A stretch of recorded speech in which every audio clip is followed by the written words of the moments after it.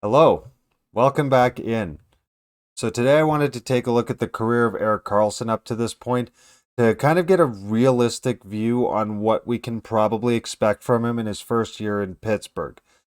So Erik Karlsson is 33 years of age. He is a right-handed shot and he's considered an offensive defenseman, and he does put up points.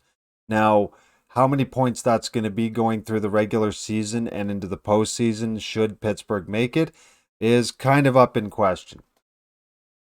So Erik Karlsson was drafted in the first round, 15th overall by the Ottawa Senators in the 2008 NHL entry draft.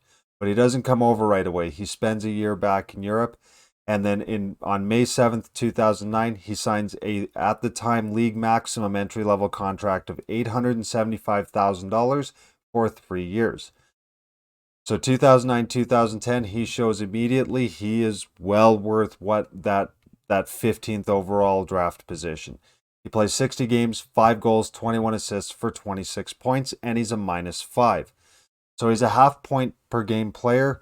His plus minus is a touch low, but that's not unusual for rookies. They're in their first year. They're adjusting to the NHL. There's a lot of learning and development going on. Now, I know that some people view plus minus as a useful stat. Some people view it as a useless stat and don't use it at all. There is a trend here that his plus minus will follow that I felt was worth illustrating through the point of this video, and will kind of show what we're looking at when we come towards the end of the video to round out what does this season probably look like for him. So in the postseason, he plays 6 games, 1 goal, 5 assists for 6 points and 4 penalty minutes. So first run in the playoffs, although it's a short one, he is a point per game player. That's all good news. 2010, 2011, there is no sophomore slump for him. He plays 75 games, 13 goals, 32 assists for 45 points. However, he's a -30. The Ottawa Senators do not make the playoffs that year, but he goes to his first All-Star game. So things are still looking good for Karlsson. He's showing further improvement. 2011-2012, he plays 81 games, 19 goals, 59 assists for 78 points, and he's a +16. So now, all of a sudden, he is a nearly point per game offensive defenseman. Things are looking fantastic. Like there's an entire core to be built around this defenseman drafted just a few years ago that's showing all the promise in the world. He gets his first Norris Trophy. He goes to the All-Star game for the second time, and for the first time is assigned first-team All-Star. In the postseason, he plays 7 games, only gets 1 goal, no assists for 1 point and 4 penalty minutes. So not quite the same offensive prowess as the last time he had been in the playoffs, but there are many more to be played. So coming out of the 2011-2012 season, Karlsson's contract is up, and he needs to sign an extension. So June 19th, 2012, he signs a 7-year, $6.5 million extension with a 2-year modified no trade clause. So Karlsson's starting to get paid. And in light of that, he only plays 17 games that season, but he gets 6 goals, 8 assists for 14 points and is a +8. So he's still near that point per game. You know, he's still looking like the value that Ottawa was hoping for when they signed him to his new extension. And in the playoffs, he does not disappoint. He plays 10 games, 1 goal, 7 assists for 8 points and 6 penalty minutes. So he bumps up to that 0.8 points per game. That one's just easy math. I had to do that one. So things are looking good. Karlsson is looking as advertised so far.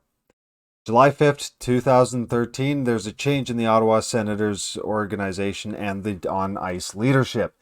Then captain Daniel Alfredsson signs with the Detroit Red Wings as a UFA in the hopes of going to a Stanley Cup contender to earn his first Stanley Cup. That leaves the captaincy vacant for that year.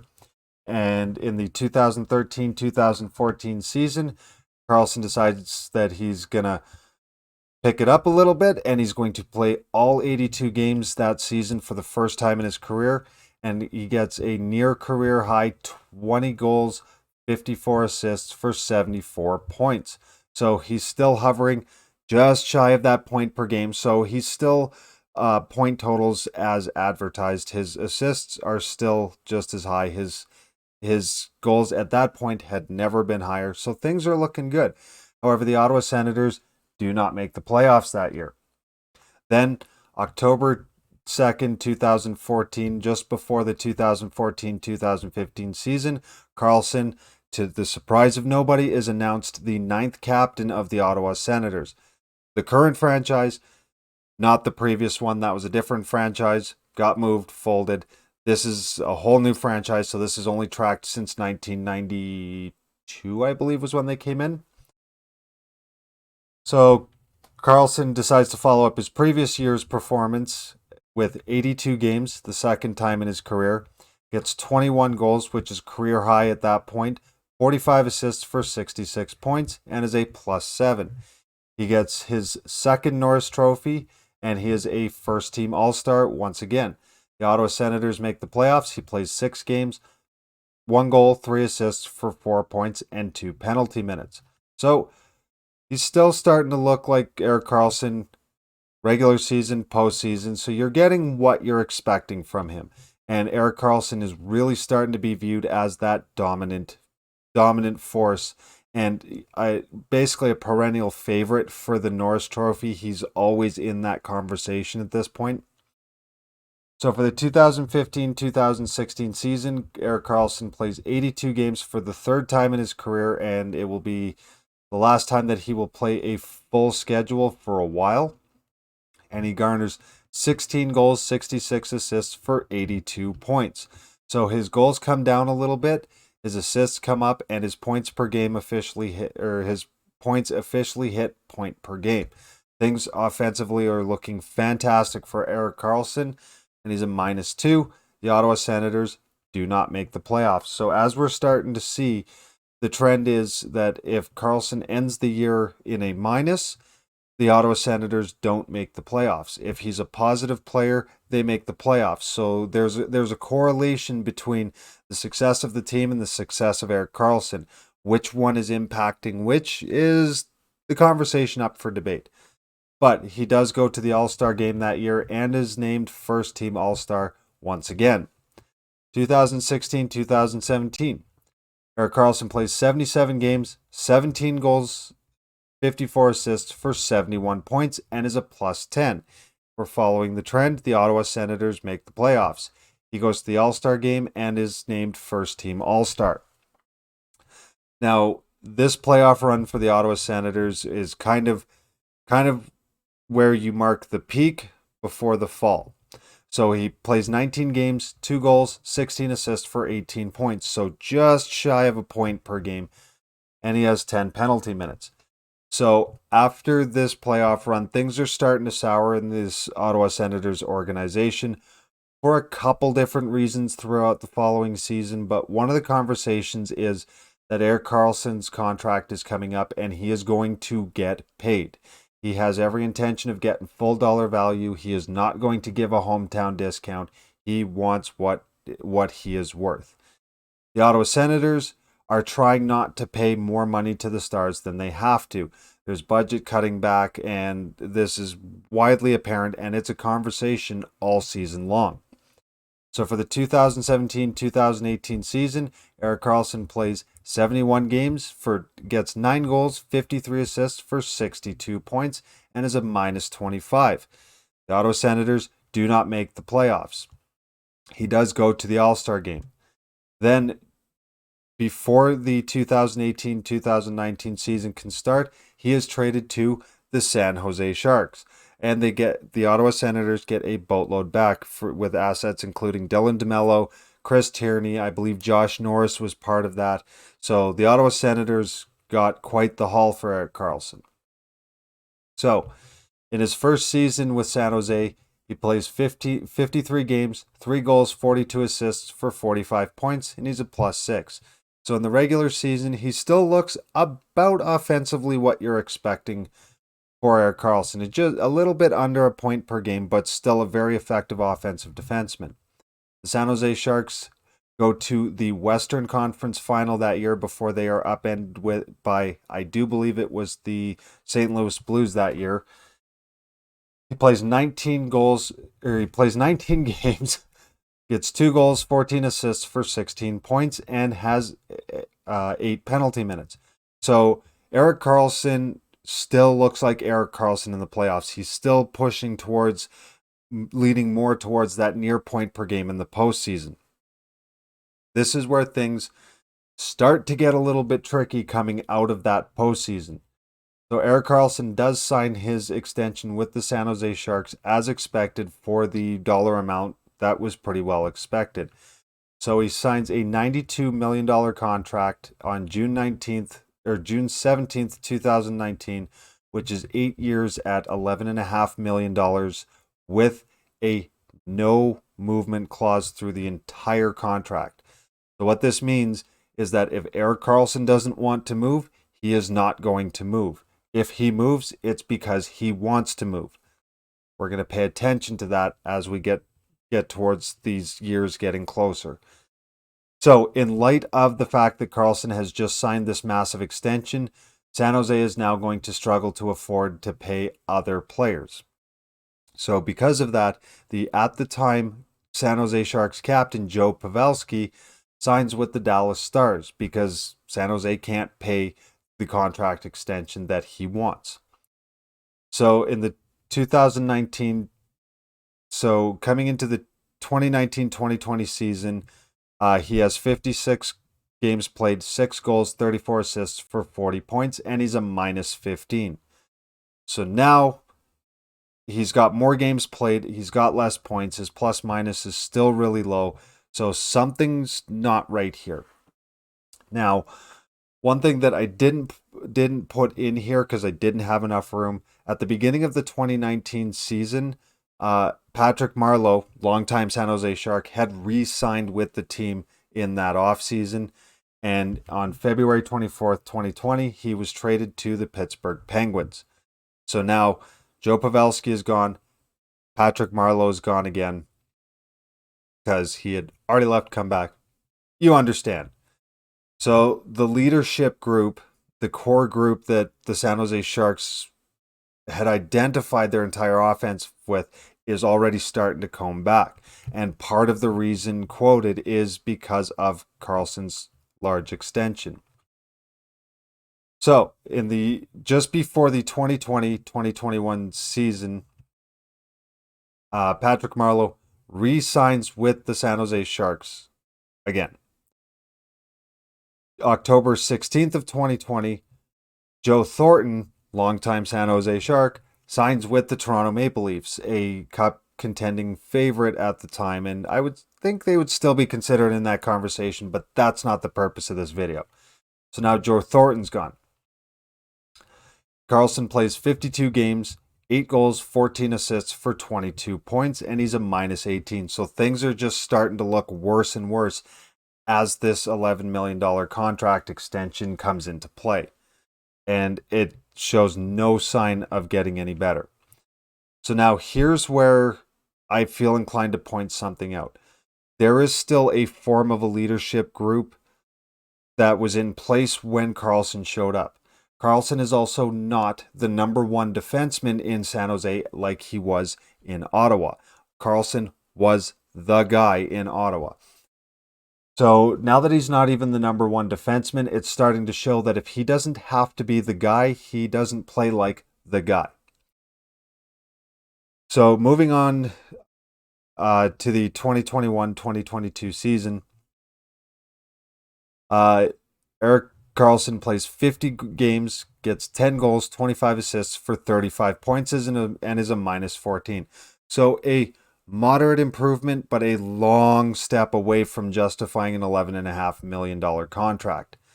And then at the end of that season, the Sharks fail to make the postseason again. Patrick Marleau retires May 10th of 2022. And then July 13th of 2022, Brent Burns is traded to the Carolina Hurricanes.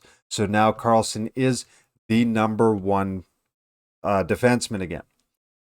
So now Joe Pavelski's gone, Patrick Marleau's gone, Joe Thornton's gone, Brent Burns is gone, and all of this is happening around this $11.5 million contract.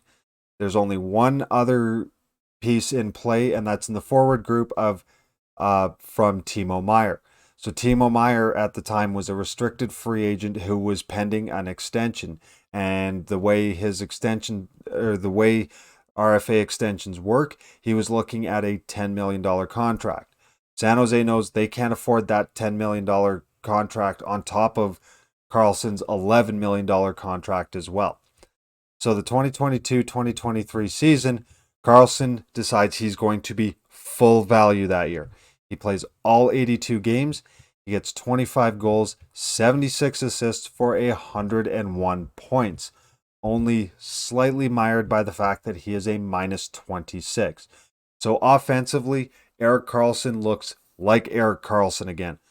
Oh, this is what the San Jose Sharks were hoping for when they signed him to that $11.5 million cap hit. He gets the Norris Trophy. No shocker there. He goes to the All-Star game, and he's a first-team All-Star once again. Now, in the midst of that season, in order to make things work, Timo Meier was traded to the New Jersey Devils. So Timo Meier was the top prospect and workings for the San Jose Sharks.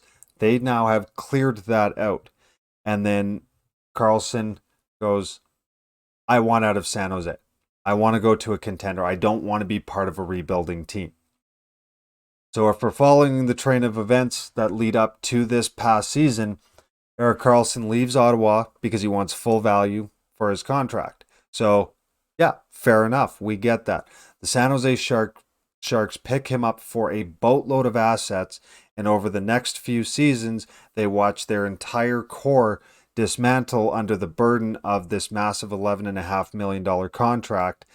They watch their last blue chip prospect go out the door to fit this contract, and then Karlsson wants out, and he gets traded. So Mike Grier had made it apparent that when he trades Erik Karlsson, he does not want to retain any of that $11.5 million contract. In a team that is in a rebuilding state, that makes sense. So they managed to work out a deal between San Jose and Pittsburgh that sees Erik Karlsson go to Pittsburgh on August 6, 2023 at only $1.5 million of his contract retained. So that still looks like, okay, that's about what you were going to get no matter what. So now the San Jose Sharks are left in a rebuilding state, having lost their core, their number one defenseman that they had signed this massive contract to, and now he's on Pittsburgh, a team that is looking to get back into the playoffs after having missed them for the first time in, well, it feels like a lifetime. We'll just go with that.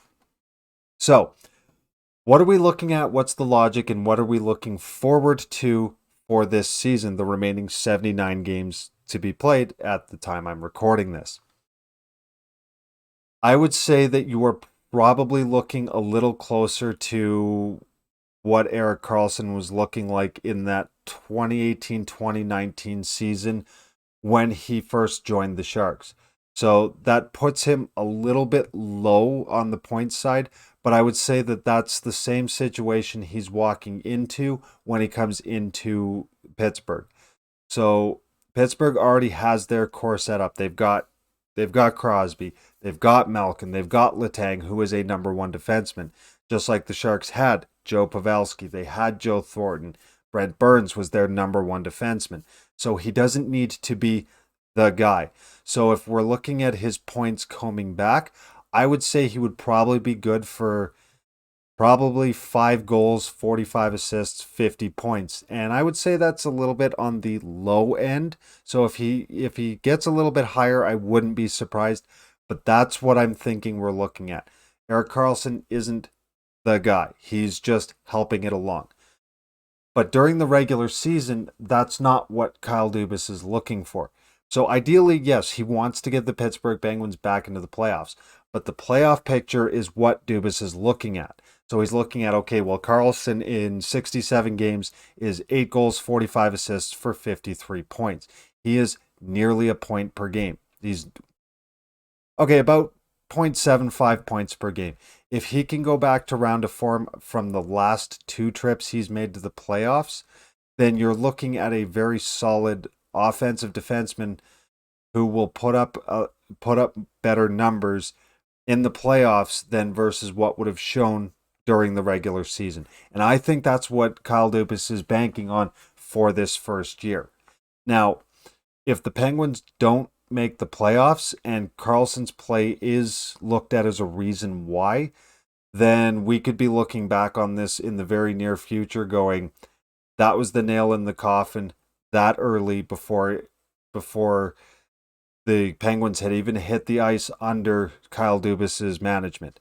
Now, I don't think so. Kyle Dubas is a pretty smart GM, kind of loyal to a fault to his decisions and the players that he brings in. But all in all, I would say Kyle Dubas is a good GM, and there is something working in there that he's seen that someone else is missing. That's what I put my money on.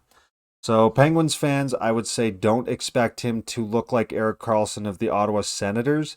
I would say more expect him to look like the Erik Karlsson coming out of the Senators and coming into the Sharks. Again, 5 goals, 45 assists for 50 points. I think that would be pretty reasonable. Does that justify $11.5 million? Or I guess $10 million on the cap hit? No, not even close, nowhere, but that's the realistic expectation. I don't think we're going to see Karlsson round into a form where he's putting up 70 or 75 points by the end of the season. So I would say temper the expectations for the regular season. If the Pittsburgh Penguins make the playoffs, that's when you really want to see him getting gear because that's probably what he was acquired for. But that's just my thought on it. I think he was still a valuable asset. I think that Kyle Dubas is going to have his hands full juggling everything around this burden of a contract over the next few years. But we saw him do it in Toronto.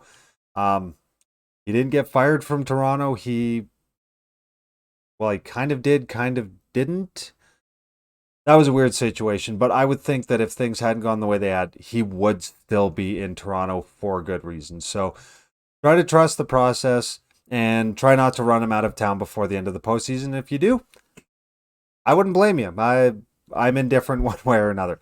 Yeah, that's my thoughts. Let me know what you think down in the comments section down below. Am I being too conservative with Karlsson? Am I valuing him too high based on what I've seen in his career so far? And let me know, would you have made that decision or would you have gone for a different defenseman? But that being said, thank you so much for checking out the video. If you did like it, please don't forget to drop a like. If you really liked it, don't forget to subscribe on your way over to your next video so that you can catch all the updates. And until the next one, thank you and all the best.